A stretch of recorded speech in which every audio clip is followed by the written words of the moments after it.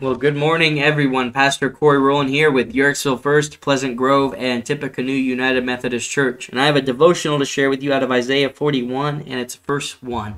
And this is a challenge that God brings to the nations that would want to attack Israel. And it says, "Listen in silence before me, you lands beyond the sea. Bring your strongest arguments. Come now and speak. The court is ready for your case." What a powerful statement from our God. You know, he's challenging these nations that would challenge Israel. He's saying, come now and listen in silence before me. God is the one who silences the nations. In the presence of God, how could we but speak? How could we but utter an argument in next to his greatness?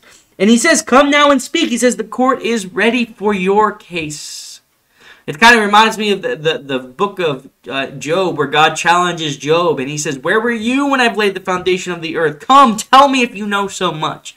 The greatest nation of the world, no matter what it is. You know, what do you say? The Roman Empire was the biggest. You know, the Babylonian Empire was whatever you want to say. The greatest nations of the world are silent before God, as it says. It says, the court is ready for your case. It's, you know, God is saying, you think you have a case before me? You think you can tell me what to do? He says, come and speak and I will hear from you. And he goes on to say, you know, the subheading of this verse is how God helps Israel. You know, God is for Israel. And we as the church, we should also be for Israel. In fact, the Bible promises that anyone who is against Israel is against God. They are his chosen people.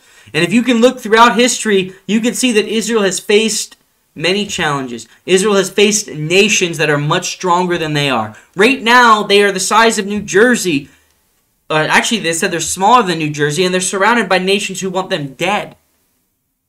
And yet God is their help. Yet God is their strength. Yet God says, listen in silence before me, you lands beyond the sea.